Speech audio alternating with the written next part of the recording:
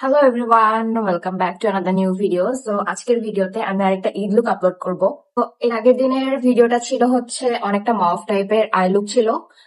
তো আজকের আই লুকটা থাকবে, আজকের মেকআপ লুকটা মেইনলি থাকবে হচ্ছে ব্ল্যাক। আর যাদের ব্ল্যাক ড্রেস তারা এই আই লুকটা ক্যারি করতে পারো। আরেকটা দিব হোয়াইট কালারের ড্রেসের সাথে যেটা মানানসই এমন একটা দিব। তো আজকে যে যে প্রোডাক্ট ইউজ করবো এগুলো সব 500 টাকার মধ্যে এমন প্রোডাক্ট ইউজ করব। আমি জানি এখন ডেলিভারি অফ সব জায়গায়, বাট স্টিল আমি হচ্ছে একটা বাজেট ফ্রেন্ডলি মেকআপ টিউটোরিয়াল বানাচ্ছি। যারা হচ্ছে দেখা যাচ্ছে অনেকে ঈদের পর সালামি অফারে নিবা, তো এগুলো অফারে হয়তো বা অনেক কম প্রাইসে পাবা। So yeah, that's why I am uploading this look. আমি বলেছিলাম না যে আমার চুলগুলো অনেক বাজে অবস্থা, আজকে কিন্তু আমার চুলগুলো অনেকটাই ঠিক হয়েছে। মানে আমি হচ্ছে রিসেন্টলি হচ্ছে দেখো, লুক এট মাই হেয়ার্স। এর আগের দিন কেমন ছিল আর আজকে দেখো। আমি কিন্তু আশ্রয়নি, আমি ঘুমের থেকে যেমনি উঠেছিলাম চুলটা কিন্তু এমনই আছে, আমি যে সামনে একটু কানের পিছনে গুজেছি। বাট আজকে চুলটা অনেক ম্যানেজেবল হয়ে গেছে। আমি হচ্ছে যে রিসেন্টলি হার্ল্যান্ড শপে গেছিলাম। হার্ল্যান্ড শপ হচ্ছে রাজশাহীতে যে সিটি সেন্টার কি বলবো আউটলেটটা আছে, ওখানে গেছিলাম। তো ওদের ওখানে যে শ্যাম্পুটা আছে ওটা আমি কিনেছি আমার রুমের জন্য। কারণ হচ্ছে আমার রুমে ওয়াশরুমে কোনো শ্যাম্পু নাই। দ্যাটস ওয়াই আমি একটা নতুন শ্যাম্পু, মানে ছোট টাইপের শ্যাম্পু নিয়েছি। আমি ওটাকে শর্টস আপলোড করে দিব, যাই হোক। তো ওটা অনেক ভালো কাজ করছে রিসেন্টলি ইদানিং এর মধ্যে আমার জন্য। সো ওইটা আমি আপলোড করবো ভাবছি, ওটা এমনিতে অনেক হেল্পফুল। আমি ভাবছি আরো যেগুলো শ্যাম্পু আছে ওদের এগুলো ট্রাই করবো। শুধু বকবক করছি, আচ্ছা বকবক না করে মেকআপ করতে করতে বকবক করি। আমার টায়না খুলেছি, টায়নাটা ফাটা। আজকে আমি শুরু থেকে ভেবেছি যে আমি তোমাদের সাথে আমার একটা ট্রমাটাইজিং স্টোরির কথা শেয়ার করব। আচ্ছা, ফার্স্টে হচ্ছে আমি একটা লেন্স পরে নিয়েছি। লেন্সটা দাহাবের লুমিয়ার হ্যাজেল, এর আগে একদিন ইউজ করেছিলাম এটা। সো এখন আইম্যাজিকের আমি হচ্ছে আইব্রো পাউডারটা নিয়ে নিচ্ছি, সেটাতে আমার আইব্রোটা ড্র করবো। তো সবকিছু একদম শুরু থেকে শুরু করি। মানে আমার জন্য আমার লাইফে হওয়া সব থেকে বাজে ট্রমাটাইজিং ইভেন্ট ছিল এটা। এর থেকে বড় ট্রমাটাইজিং ইভেন্ট আমার মনে হয় না আমার লাইফে এখনো পর্যন্ত হয়েছে, আর আমি চাইও না যে আরো হোক। তো কাহিনী হচ্ছে একটা আউটিং নিয়ে, হ্যাঁ। আমরা ইউনিভার্সিটিতে 6 জনের একটা গ্রুপ। তো এটা বেশি না, এটা হচ্ছে কতদিন আগের ঘটনা হবে তাও, ডিসেম্বরে, একদম লাস্ট উইকে। সো আমাদের হচ্ছে মিড শেষ হয়েছিল, মিড টার্ম এক্সাম শেষ হওয়ার পর আমাদের মিড চলছিল ডিসেম্বরের শুরুর দিকে। মিড টার্ম এক্সাম শেষ হওয়ার পর আমরা 6 জন মিলে, যে কোনো এক্সাম শেষ হলে আমরা হচ্ছে 6 জন মিলে আউটিং প্ল্যান করি, বা হচ্ছে সেমিস্টারের শেষ দিন হলেও আমরা তখন দেখা যায় যে আমরা 6 জন কোথাও যাই, চুরি করি বা খাওয়া দাওয়া করি। সো ওরকম একটা দিন আমরা প্ল্যান করেছি যে আমরা হচ্ছে যাব। তো কোথায় যাওয়া হবে, যাব হচ্ছে যে 100 ফিট। 100 ফিট হয়তো অনেকে চিনো, নতুন বাজার থেকে রিক্সা নিয়ে 100 ফিটের ওখানে যাই। ওখানে একটা ঘাট আছে, বেড়াই ঘাট, সেখানে সেখানে যেয়ে নৌকা চড়বো। তারপর আসার টাইমে ডিনার করে ওই যে শেফ টেবিলে যাবো। শেফ টেবিল হচ্ছে ইউ এর সামনে যে শেফ টেবিল আছে ওখানে যাবো। তারপর বাসায় আসবো। তো আমরা গেছি 6 জন ওইরকম ভাবে প্ল্যান করে। এখন যেহেতু যে দেখছি যে পানি বেশি নাই, তো দেখছি পানি অনেক কম, হ্যাঁ। মানে ওখানে যে এই ঘাটটা আছে ওখানে পানি খুবই কম। তো অনেকে বলছে যে উঠবে না। তো আমি বলছি, আমি আর সামিয়া বলছি যে আমরা উঠবো না, তো আসলাম কেন তাইলে হুদাই। পরে আমাদের অনেক হচ্ছে যে মানে অনেক ফিলিং যে আমরা উঠবোই। কেন? কারণ হচ্ছে আমাদের রাজশাহী, মানে আমরা দুজন তো রাজশাহীর। তো হচ্ছে রাজশাহী থেকে পদ্মা নদী অনেক কাছে, হ্যাঁ। এখন পদ্মা নদীতে প্রায় প্রায় ডুবে মারা যাওয়ার ঘটনা শোনা যায়। এই জন্য আমাদের বাপ মারা আমাদেরকে কখনো পদ্মা নদীতে কখনো ইয়ে করতে দেয়নি, নৌকা চড়তে দেয়নি। মানে আমরা ইন শর্ট কখনো পদ্মা নদীতে নৌকায় উঠিনি। ধারে গেছি, বেড়াতে গেছি, ঘুরতে গেছি, বাট নৌকাতে কখনো উঠি। আচ্ছা আমরা নৌকা উঠবো এমন না যে আমরা আগে উঠিনি, বাট আমাদের ঘুরতে হবে, আমাদের অনেক পিনিক। আমাদের সাথে মনে করো আমাদের আরেকটা ফ্রেন্ড, ছেলে ফ্রেন্ড, তো ও উঠবে। কারণ আমরা দুজন মেয়ে মানুষ একা একা যাবো, তো একজনকে ওরা পাঠালো, বাকি ওরা ওখানে বসেছে, হ্যাঁ। তো যে আমাদের সাথে গেছে সে হচ্ছে ইরফান, আর আমরা দুইটা মেয়ে দিয়ে নৌকায় উঠেছি। নৌকার মাঝি বলছে যে আচ্ছা রিজনেবল ফাউন্ডেশন বলতে আমার কাছে এটাই আছে, মানে 500 টাকার মধ্যে, সবই রিজনেবল, বাট 500 টাকার মধ্যে এটাই আছে। তো আমাদের সাথে মনে করো ইরফান গেছে নৌকায়। এখন আমরা নৌকায় উঠবো, তো আমরা মাঝির সাথে দামাদামি করছি যে কত টাকা নিবে না নিবে। তো মাঝি প্রথমে বলছে যে 400 টাকা, পরে আমরা বলছি কি না 200 টাকা। This is the shade cream রুলে, সি জাস্ট সি কত ডার্ক। 141 আছে না আই ম্যাজিকের যে শেড, সেম এটা ওটার মতো।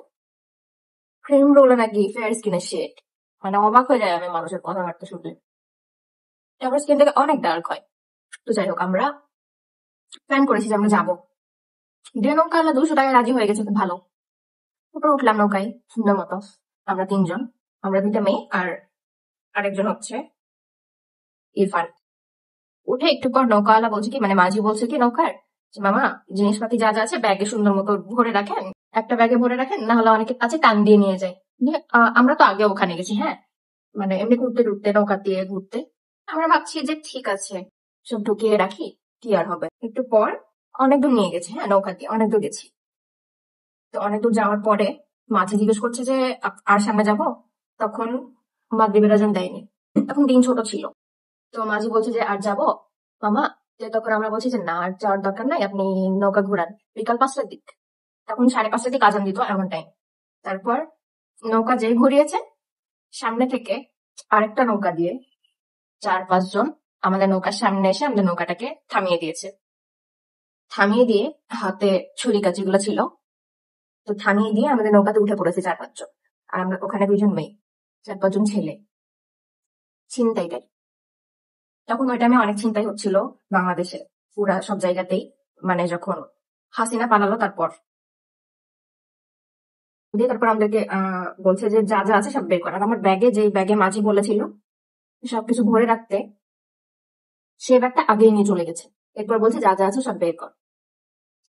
আমার ব্যাগে ছিল 3টা মোবাইল, 3 জনের 3টা মোবাইল, একটা 12 Pro Max, একটা আমার এক্সএস, আর আরেকজনটা ছিল মেবি অ্যান্ড্রয়েড, হ্যাঁ, স্যামসাং গ্যালাক্সি সামথিং, যাই হোক ভুলে গেছি, মনে নেই তো।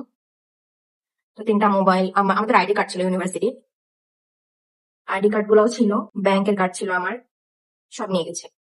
একজন ওটা নিয়ে চলে গেছে। তারপর বলছে কি যে আর কি কি আছে বের কর, না হলে হচ্ছে মানে ছুরি ধরেছে গলায়, এভাবে ছুরি ধরেছে গলায়, এভাবে বুকে। আর আমাদের সাথে যে ইরফান ছিল, ইরফানের বুকে ছুরি ধরেছে যে আর কি কি আছে বের কর, না হলে হচ্ছে মানে মেরে ফেলবে, মানে হচ্ছে ও কোপ দিয়ে দেবে ছুরিটা দিয়ে, এভাবে ধরেছে। আর এমন একটা জায়গায় গেছে যেখানে হচ্ছে যে মনে করো মানে মানুষজন নাই, একদম নির্জন টাইপ, অলমোস্ট নারায়ণগঞ্জ। মানে এই ব্যারাক ঘাট থেকে এই নদী, নদীটার নাম কি জানি, নদীটার নাম হচ্ছে বালু নদী। বালু নদী থেকে এমন একটা জায়গায় গেছে সেটা হচ্ছে যে অলমোস্ট নারায়ণগঞ্জে পড়ে গেছে, এত দূরে গেছে। ঠিক, তারপর সবকিছু নিয়ে চলে গেছে। এখন হচ্ছে আরো নাম এত চিল মাইন্ডে কেমন বলছি, বাট আমি এই কাহিনীর পর 7-8 দিন খালি ট্রমাটাইজড ছিলাম। দিয়ে তারপর ফোন টোন সবকিছু নিয়ে গেছে, হ্যাঁ। তারপর একজন, ওরা আমাদের সামনেই হচ্ছে গাঁজা ধরাচ্ছে। তো বলছে লাইটার আছে তোদের কাছে? মাঝিকে বলছে যা টাকা আছে বের কর। মাঝি একটু থামানোর চেষ্টা করেছে, বাট মাঝি একটা থাপ্পড় দিয়েছে। এখন আমার মনে হয় কি মাঝিও জড়িত আছে সবকিছুর মধ্যে। দিয়ে তারপর বলছে কি একজন, 4 জন ছিল, একজন ব্যাগ নিয়ে গেছে, বাকি 3 জন আমাদের নৌকাতেই, নৌকা দাঁড়ানো এবং কিনারে, ওখানে কোনো মানুষ নাই, জন নাই, খালি একটা হচ্ছে মাঝের ট্রলার আসছিল। তো ওরা বলছে যে কি হয়েছে কি হয়েছে, কিন্তু ওরা এমন ভাবে মানে ছুরিটা ধরে আছে, মনে করো ওই সাইডে ট্রলার যাচ্ছে, আর এটা আমাদের নৌকা, আর আমি এখানে দাঁড়িয়ে আছি, আমার সামনে যে আরেকজন আছে এইভাবে ছুরি ধরে রেখেছে এইভাবে, তুই কিছু বললেই তোকে একটা ঘাই দিয়ে দিব। ঠিক আছে, গেল এইসব কিছু নিয়ে গেল ওরা।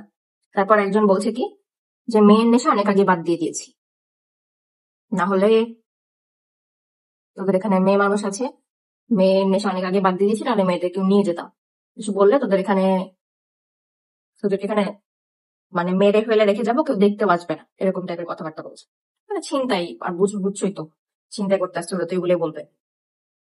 বাট আমার একটা যে ফ্রেন্ড ছিল, ওর 12 Pro Max একদম নতুন, ওর আব্বু 3-4 মাস আগে হচ্ছে সৌদি আরব থেকে পাঠিয়েছে। ইরফানের আব্বু 12 Pro Max পাঠিয়েছে সৌদি আরব থেকে, একদম রিসেন্ট।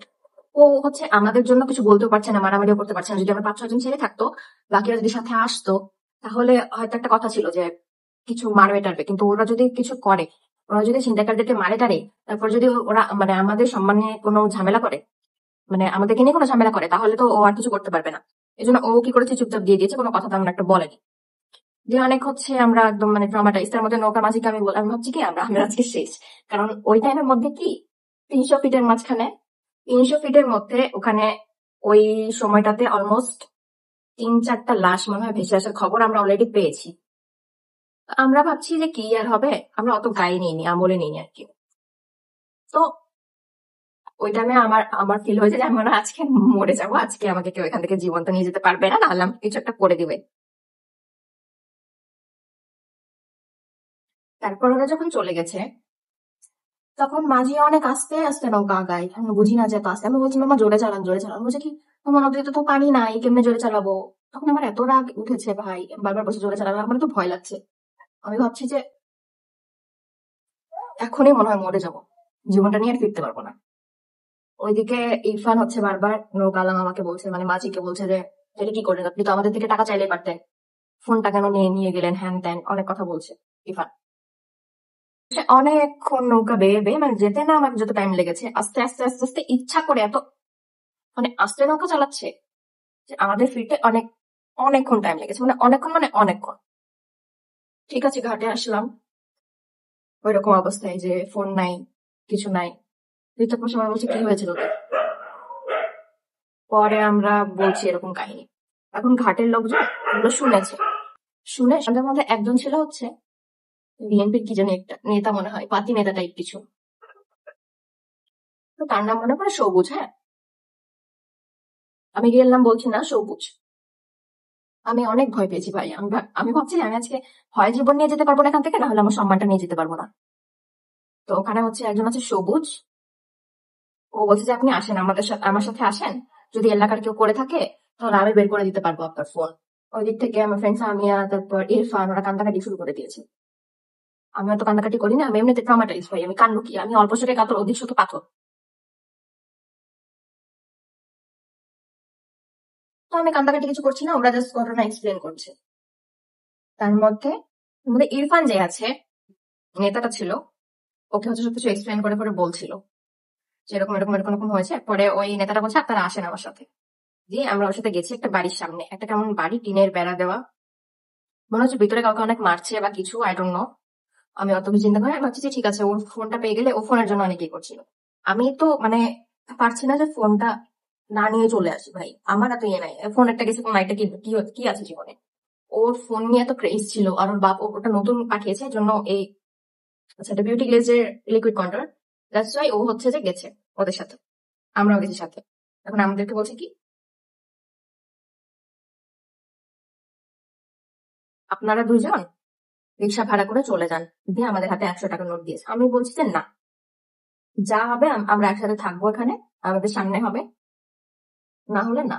ওরা বলছে আপনারা মেয়ে মানুষ, ওরা থেকে কি করবেন, হ্যান ত্যান। আমি বলছি না, ও তো আমাদের ফ্রেন্ড, ওদের রেখে যাবো না, আমাদেরকে মানে মেয়েদেরকে পাঠিয়ে দিতে চাচ্ছে এটা বলছে। আর আমি বলছি না, যা হবে হবে, কিন্তু বন্ধুত্ব বন্ধুত্বের জায়গায়। দিয়ে আমরা হচ্ছে আর যাইনি, ওইখানে ছিলাম। ওখানে একটা পাশে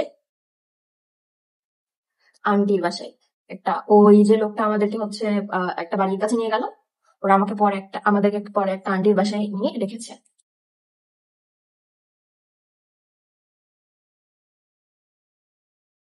ওর মেবি চাচির বাসায় যে রেখেছে, তো ওরা অনেক গরিব, মানে মানে কি বলবো, অনেক গরিব বলতে একটু লোয়ার মিডিল ক্লাস, টিনের বাসা বাট নিজের বাসা। তো ওখানে ছিলাম আমরা দুজন, আর ওই ভাইয়া সবুজ, আর হচ্ছে আমার ফ্রেন্ডরা, ওরা গেছে হচ্ছে ওই ঘাটের ওই পারে। যারা ছিনতাই করে গেছিল ওরা আবার হচ্ছে ঘাটের ওই পারে আমাদের ফোনটা নিয়ে গেছিল, মানে ওরা ঘাটের ওই পারে চলে গেছে। ওরা এখন ঘাটের ওই পারে গেছে, পুরা গ্রাম খুঁজেছে, বাট স্টিল খুঁজে পাইনি। তখন অলমোস্ট আমি অনেক টেনশন করছি যে ভাই, যদি এমন হয় যে ওরা এলাকার সিন্ডিকেট ছিনতাই করেছে, তাহলে তো একে নিয়ে যায় মেরে ফেলবে। আমি খালি বারবার এটা চিন্তা করছি যে আল্লাহ, ওর যদি কিছু হয়ে যায় তখন, ফোন তো গেছে গেছে, এই জীবনটা যদি না থাকে তখন কি হবে। পরে আমি অনেক দোয়া করছি, আমার কাছে ফোনও নাই, আমি টাইম পাস করবো কি দিয়ে। তারপর যাদের বাসায় গেছি ওদের বাসায় কোনো ফোন নাই। ওমা, আমি অবাক হয়ে গেলাম, আমি বলছি আমাদের কাছে ফোন নাই কেন। মানে ওরা অনেক ব্যাকডেটেড ভাই, ব্যারাইডি সাইডের লোকজন, ঢাকার মধ্যেই, বাট স্টিল ওরা এত মানে কি বলবো ব্যাকডেটেড। তখন আমরা নামাজ পড়ে 8টার সময় ঘুমিয়ে যাই, আর কোনো মেয়ে যদি সন্ধ্যার পরে বাইরে বের হয় তাহলে আমরা তাদেরকে খারাপ মেয়ে বলি, আমাদের এখানে এরকমই চলে। হোয়াট, আমার তো দিনই শুরু হয় সন্ধ্যার পরে, কারণ আমার ইউনিভার্সিটি ছুটি হয় 5:30। আমার যদি কাজ থাকে কোনো, আমার যদি ঘরে চাল না থাকে, আমি কি করবো? আমি তো কিনতে যাবো 8টা 9টার দিকে, তাই না? না খেয়ে মরে যেতে পারবো না, কি আজব। অবশ্য আমি এমনও করি না যে 8টা 9টার দিকে আমি বাইরে যাই, ইদানিং এর মধ্যে আমি দিনের বেলায় যাই। তো ওরা এমন বলছে আমাদেরকে, বলছে সবুজ এরকম সবসময় করে, একটা করে ঝামেলা আমাদের ঘরে চাপিয়ে দিয়ে যায়, মানে আমাদেরকে ঝামেলা বলছে, মানে অনেক রুড ওরা আমাদের প্রতি, অনেক মানে খারাপ ভাবছে আমাদেরকে আর কি, মানে খারাপ মেয়ে ভাবছে, মানে অনেক খারাপ ভাবছে কি জানি না, বাট ভাবছে যে না এরা উশৃঙ্খল, ভালো না। বাট ভালো ঘরে মেয়ে এটা বুঝছে, বলছে যে তোমাদের আব্বু কি করে, তুমি কোট পরে আসো, কোটের পকেটে ফোন রাখতে পারতা, হ্যান ত্যান। এবার এমন একটা মোবাইল আছে বাটন ফোন ওদের কাছে।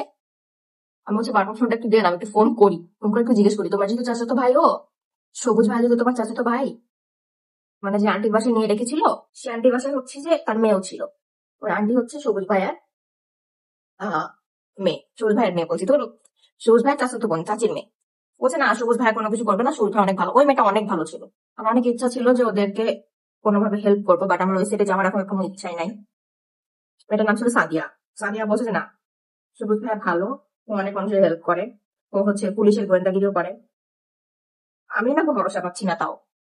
আমার খালি মনে হচ্ছে যে যদি সবাই একসাথে মিলে থাকে তাহলে কি হবে। পরে রাত হয়ে যায়। পরে ওর চাচি বলছে, সবুজ ভাইয়ের চাচি বলছে যে তুমি ওদের এখন আর খোঁজ পাবা না, হয়তো সকাল হয়ে যাবে আস্তে আস্তে, এখনো যেহেতু আসেনি। তখন 10টা বেজে গেছে। পরে আসলো যখন, আমি অনেক টেনশন, আমি বসতে পারছি না, শুইতে পারছি না, ঘুমাতে পারছি না, কিচ্ছু পাচ্ছি না, পাগল হয়ে গেছি চিন্তা করতে করতে। মনে হচ্ছে যেন আমি অজ্ঞান হয়ে যাবো, আর বমি হয়ে যাবে, মানে অনেক বাজে একটা ফিলিং আসছে। আমার খালি মনে হচ্ছে জাননি এখান থেকে বেরোতে পারলে বাঁচি। অনেকক্ষণ ওয়েট করার পর 12টার দিকে সবুজ ভাই আর ইরফান আসলো। বাকিদেরকে ততক্ষণে পাঠিয়ে দিয়েছে ওরা, কারণ যত বেশি মানুষ তত বেশি ঝামেলা, এই জন্য ওরা বাকিদেরকে পাঠিয়ে দিয়েছে। বুঝলাম নজ কন্ট্রোলটা ঠিক হচ্ছে না কেন? ঠিক হবে কি করে, তো নাকি মোটা? আচ্ছা সরি। আচ্ছা, এটা অনেক কম প্রাইস, এটার প্রাইস কিন্তু অনেক কম, কিন্তু এটা খুবই ভালো। ইউ ক্যান সি, অনেক সুন্দর ব্লেন্ডেবল। তারপর এটা রিভিউ আছে আমার চ্যানেলে, বাট অনেক পুরাতন ওইটা।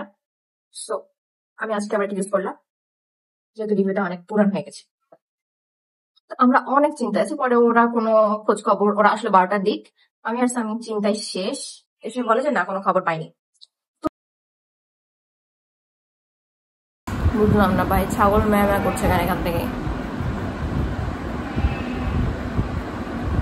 রাগ ধরে যায়।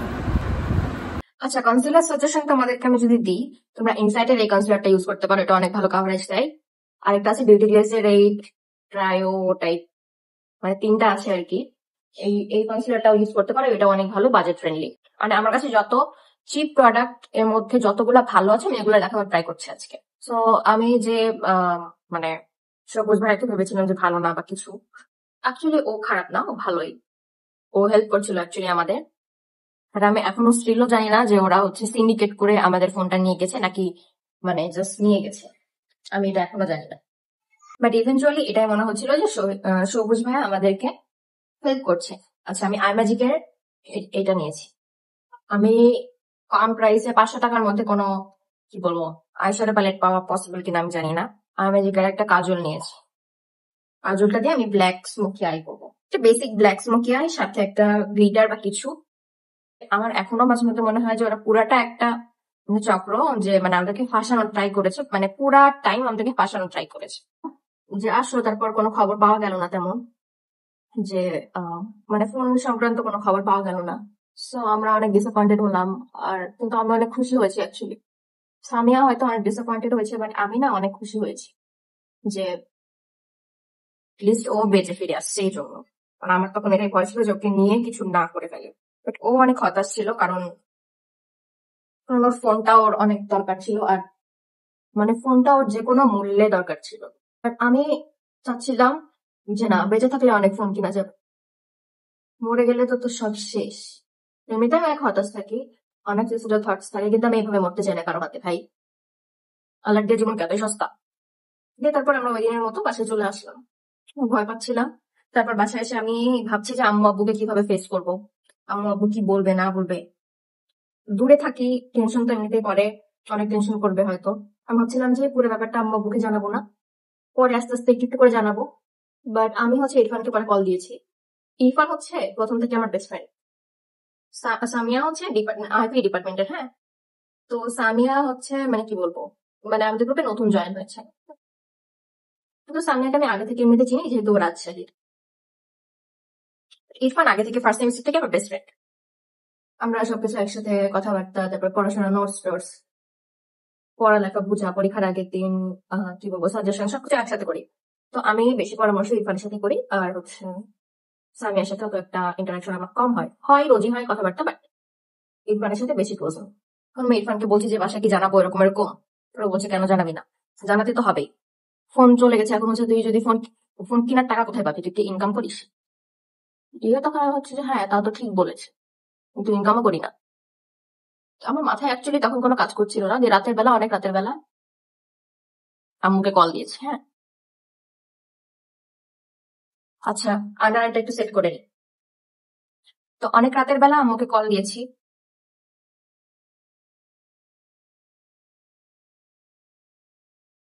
দিয়ে বলছে আমার ফোন তো ছিনতাই হয়ে গেছে। পরে বলছে তাহলে কল করছিস কি দিয়ে, বলছি হোয়াটসঅ্যাপ দিয়ে কল করছি, তার হচ্ছে যে ইয়ে হোয়াটসঅ্যাপে ল্যাপটপে ট্রান্সফার করে নিয়ে কল করেছি। আম্মু বলছে তুই কেন গেছিস, হ্যান ত্যান, পরীক্ষা শেষ তো কি হয়েছে, বাড়িতে আসবি পরীক্ষা শেষে। তো মিডের পরে তো আমাদের ইউনিভার্সিটি ছুটি দেয় না ভাই, কেমনে আসবো বাড়িতে? ওভাবে তো ছুটি দেয়ই না আমার ইউনিভার্সিটি। বাজে একটা সিস্টেম করে রেখেছে, I hate it, I just hate it. তুই বাড়িতে আসতে পারতো, আমি তো 3 দিনের ছুটি পাই। ঢাকা থেকে রাজশাহীর দূরত্ব অনেক, আমি তাও চলে আসি। ওই ছুটিটুকু দেয় না। মিডের পরের দিন থেকে ক্লাস শুরু। আর ক্লাস মিস দিলে তো, একদিন মিস দিলে 1 মার্ক কাটা, 2 দিন মিস দিলে 2 মার্ক কাটা, এইভাবে তো আমার গ্রেড শেষ। বাসায় আসতে পারি না। তো একটু যদি ফ্রেন্ডদের সাথে ঘুরতেও না পারি, এইসব কাহিনী হয়, এত বড় ইনসিডেন্ট হয়, তাহলে আর আমার কি বলার আছে? আমার কি কোনো হাত আছে? স্টিল বাপ মা তো দোষ দিবেই। বাপ মা চিন্তা করে, বাট ওরাও জানে যে অ্যাকচুয়ালি আমাদের কোনো দোষ না, বাট চলা যাবে আর বাপ মাকে, তাই না? বাপ মাকে তো আর কিছু বলতে পারবো না যে হ্যাঁ তোমরা এমন এমন বুঝো না, আমাদের কি দোষ ছিল, হ্যান ত্যান অনেক কথা, এগুলো তো বলা যায় না বাপ মাকে। পিছন থেকে আমার বাপ ইচ্ছা মতো গালি দিচ্ছে যে হ্যাঁ কেন গেছো, বন্ধুদের সাথে ঘুরতে কেন হবে, খালি পড়বে পড়ালেখা করবে। আমার আব্বু কিন্তু এমনিতে কোনো কিছু জিজ্ঞেস করে না, এমনিতে অনেক চিল। আমি যেটা বলি বাবা ওটাই শুনে আমার কথা। ওইটা অন্য সিচুয়েশন ছিল, অন্য একটা সিচুয়েশন ছিল। পরে আমার আম্মু বলছে যে হ্যাঁ অন্য সেরকম মরতে মরতে বেঁচেছে। আচ্ছা, এই পয়েন্টে এসে আমার মনে হচ্ছে যে আমার একটা আইশ্যাডো প্যালেট ইউজ করা উচিত, আমার একটা ব্ল্যাক আইশ্যাডো ইউজ করা উচিত। এখন হচ্ছে এটা 500 টাকার এক্সিট করে যায় আমার ব্ল্যাক আইশ্যাডো প্যালেট। এখন আমি কি করব? ইউজ করি। মেকআপটা যদি আন্ডার 500 টাকায় করতে পারতাম তাহলে খুব ভালো হতো, অনেকের জন্য অনেক হেল্প হতো maybe. Sorry guys, I am really sorry. আমি এরপর থেকে আমি রিজনেবল প্রাইসের মধ্যে বা তোমাদের বাজেট এর মধ্যে মেকআপ টিউটোরিয়াল দেওয়ার ট্রাই করবো। যাই হোক, আম্মু আব্বুকে জানালাম এরকম এরকম। তুমি তো ভাবছো কি ঘটনা এখানেই শেষ, কিন্তু ঘটনা এখানে থেকে শুরু, এখানে শেষ না, এখানে তো শুরু ঘটনা। পরের দিন গেছি পুলিশ কমপ্লেন করতে, থানায় জিডি করেছি, আইডি কার্ড হারিয়ে গেছে। এখন জিডির কপি জমা না দিলে তোরা আবার আইডি কার্ড দিবে না, মানে আমার ইউনিভার্সিটি ফালতু ইউনিভার্সিটি ভাই। আমার সাথে এত বড় একটা ইনসিডেন্ট হয়েছে, তোরা একটু বুঝ না। আইডি কার্ড ওরা দিবে না জিডির কপি ছাড়া। ওখানে হচ্ছে আমার একটা ফ্রেন্ডের মা, মানে ইরফানের মা এসছে। সামিয়া বলছে ঠিক আছে আমার ফোন গেছে, আমার কোনো যায় আসে না, তোরা যা করবি কর, আমাকে এর মধ্যে টানিস না, আমার খুব খারাপ লাগছে। মানে ও অনেক ট্রমাটাইজ ছিল, ও অ্যাকচুয়ালি অনেক ট্রমাটাইজ ছিল, এই জন্য ও কোনোভাবেই সিচুয়েশন থেকে বের হতে চাচ্ছিল। আর যতটুকু থাকা সম্ভব এতটুকু ছিলই ও। আর কি এক্সপেক্ট করো ভাই তুমি ফ্রেন্ড থেকে? তো তো মানুষ ফেরেস্তা না, তাই না? তো আমি আর ইরফানের মা এসছে। আসার পর ইরফানকে গালাগালি, আমার সাথে তো আন্টি কথাই বলছে না, এমনিতে অনেক কথা বলে।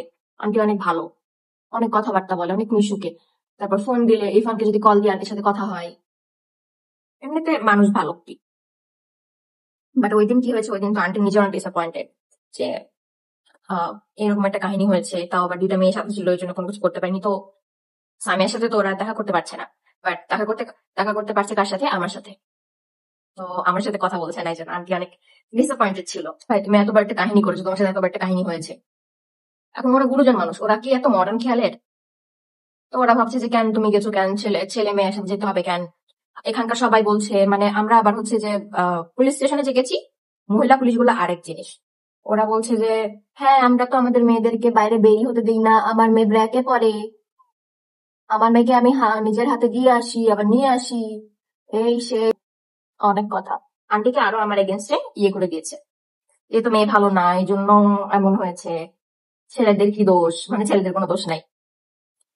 মানে কি বলবো, আন্টি কিন্তু এমনিতে অনেক ভালো মেন্টালিটি, কিন্তু আমার না কেউ আসেনি। হ্যাঁ, রাজশাহী থেকে ঢাকায় যাওয়া আমার বাপ মায়ের পক্ষে এত ইজি না। আবার আমার তো গার্লস হোস্টেল, এখন গার্লস হোস্টেল হওয়ার কারণে গার্লস হোস্টেলে তো আমার বাপকেও ঢুকতে দেয় না। তো থাকবে কোথায় ওরা, থাকার সমস্যা, সবকিছু দিয়ে সমস্যা। আমার বাপ বলছে যে ঠিক আছে হারিয়ে গেছে ফোন, এখন কি করা যাবে, তোমাকে আমি টাকা পাঠাচ্ছি, তুমি হচ্ছে ফোন কিনে নাও।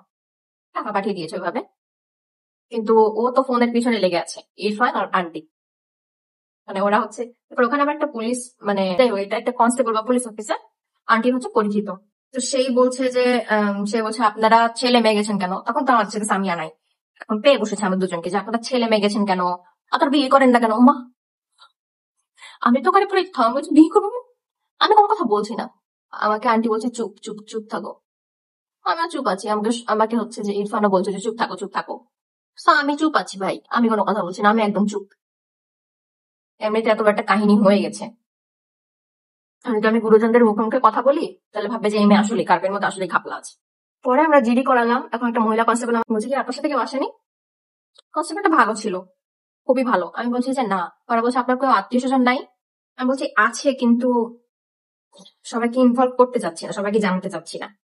এটা কিন্তু আমার আত্মীয় স্বজন, অনেক মানুষ জানে না, মানে জানি না বলতে গেলে জানি না। আচ্ছা, একটু ব্ল্যাক আইশ্যাডো নিয়েছি, এটা স্মচ করবো তাই। আমি আমার আত্মীয় স্বজনকে তেমন জানাইনি। আর আমার মা কি, আমার মাও একটু বায়াসড আছে। ওর সাথে ছেলের সাথে গেছিস, ছেলেদের সাথে গেছিস, এখন আত্মীয় স্বজনরা জানলে কি বলবে, হ্যান ত্যান। মেনলি ঢাকায় আমার মায়ের সাইডের আত্মীয় স্বজন অনেক বেশি। তো যত আমার মায়ের সাইডের আত্মীয় স্বজন মানে তারা সবাই ওখানে আছে। যদি আমার বাপের সাইডের আত্মীয় স্বজন থাকতো তারা হয়তো একটু হেল্প করতো, একটু হলেও হেল্প করতো, বাট কি বলবো আমি, মানে এমন একটা সিচুয়েশনে পড়েছি যে আমার কোনো কিছুই বলার নাই। কাউকে ব্লেমও করতে পারছি না, নিজে ব্লেমও নিতে পারছি না। আমার খুব খারাপ অবস্থা। পরে আমাকে বলছে আপনার সাথে কেউ আসেনি? আমি বলছি না। আমার খুব খারাপ লাগলো যে আমার সাথে কেন কেউ আসলো না। কেন আসেনি জানো? আমি রাতে এসে আম্মুকে কল দিয়ে বলছি, আম্মু তোমরা কেন আসলো না? তো বলছে তুই তো ছেলের সাথে গেছিস। তো কিছু কিছু বিষয় না এমন হয় যে আসলে আমাদের আসলে আমাদের বাপ মাকে অনেক সময় দেখা যায় যে আমাদের মাফ করে দিতে হয় কিছু কিছু সিচুয়েশনে। সবসময় এমন না যে সব বাপ মা সব ঠিক করবে, ওরা সবসময় রাইট। বাট না, সবসময় রাইট না। অনেক খারাপ টাইমে তোমার ছেলেমেয়েদেরকে তোমার দরকার, তোমার সাপোর্ট দরকার, তোমার মেন্টাল সাপোর্ট দরকার। বাট ঠিক আছে, অনেক সময় হয় এমন যে হয়তো চেয়েও তারা আমাদের সাথে থাকতে পারে না। এমনিতে আমার বাপ মা অনেক সাপোর্টিভ, নাহলে রাজশাহীর মতো একটা ছোট শহর থেকে মানুষ ঢাকাতে মেয়েকে পড়াতে পাঠায় না, খুব একটা পাঠায় না। খোঁজ নিয়ে দেখলে দেখবা অনেক কম মানুষ পাঠায়। সো প্রথমে অনেক খারাপ লেগেছে যে এরকম কেউ আসলো না। হ্যাঁ, আমার অনেক কান্না আসছে ওই টাইমে, মানে এত খারাপ লাগছে, মানে তার আগের দিন যত খারাপ লাগছে আমার এত খারাপ লাগছিল না আগের দিন। মানে আমার আগের দিনও এত খারাপ লাগছিল না যত, মানে এই কথাটা জিজ্ঞেস করার পর আমার একটু আমার রিয়েলাইজেশন হলো যে আসলেই তো আমার বাপ মা তো আসেনি। আর আই ওয়াজ লাইক যে কি হলো, ওর বাবা কেন আসলো না? আমি তো যে জিজ্ঞেস করবো যে কেন আসলো না। দিয়ে আমার আম্মুর জবাব শুনে আমি অনেক অবাক হয়ে গেলাম। মানে যত দূরে থাকি আমি তো ওদের মেয়ে, আমার সাথে কেমন করতে পারে ওরা? হয়তো পারে, অনেকে অনেকে অনেক কিছু পারে, যাই হোক আমি পারি না। যাই হোক, আমরা মেকআপ করছি ঈদের, we should not get emotional. আমার এটা চিন্তা করে আজকে অনেক খারাপ লাগছিল, সো দ্যাটস ওয়াই আমি ভাবলাম যে তোমাদের সাথে শেয়ার করি।